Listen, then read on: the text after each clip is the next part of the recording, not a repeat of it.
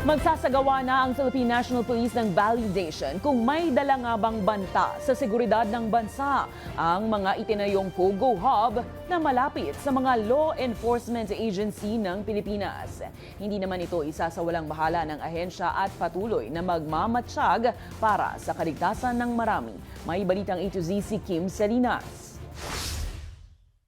Somehow is concerned po sa ating national security, so i-validate po natin. Matinding inihayag ng Philippine National Police ang pagbeberipika sa umano'y mga kumakalat sa social media patungkol sa di umano'y POGO hubs na itinayo kalapit ng mga law enforcement agency at kung ang mga ito ay may dalang banta sa seguridad ng bansa. Kabilang narito ang Philippine Fleet Fort sa San Felipe, sa POGO Island Cove, Fort Bonifacio, POGO McKinley West at Hills, Villamor Air Base para sa POGO sa Resorts World Manila at POGO Ortigas Center at Eastwood na malapit sa Camp Aguinaldo at Campo Crame. Sa isang post ng Modern Warship Philippines Alliance Facebook page, tinawag nila itong taktika umano ng China na baka mauna pa sa galawan ng Pilipinas. Posible umanong indikasyon ito ng paghahanda, pagmamatsyag at pagbabantay ng China lalo na sa mga galawan ng militar ng Pilipinas.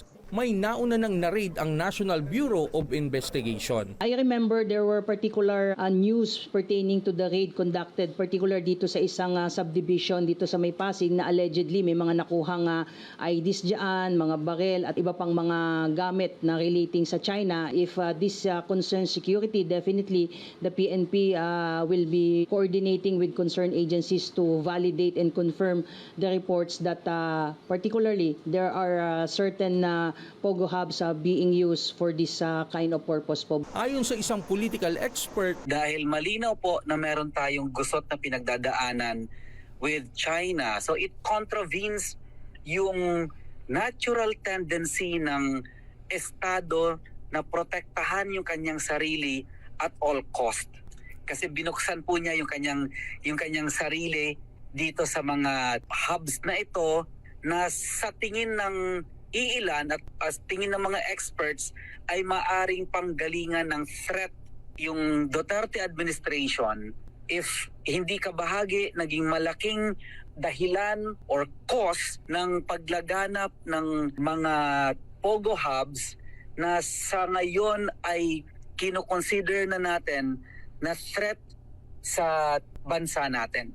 Matatanda ang nagpaabot noong nakaraang linggo ng pagkaalarma si Senator Risa Hontiveros patungkol sa umunoy pagkasangkot ng ilang POGO companies katulad ng isa sa Tarlac sa mga surveillance activities at pangahak sa mga government websites. Hindi naman daw isa sa walang bahala ito ng PNP, ito'y kahit na wala pa naman silang namomonitor na banta sa seguridad ng bansa. Hindi po tayo nagkukumpiyansa, patuloy po tayong nagmamatsyag at nagmomonitor po at yun yung kaya natin pong i-assure na hindi po ito isinasantabi at ibinagawalang bahala po ng inyong pambansang pulisya po. Para sa Balitang A to Z, Kim Salinas.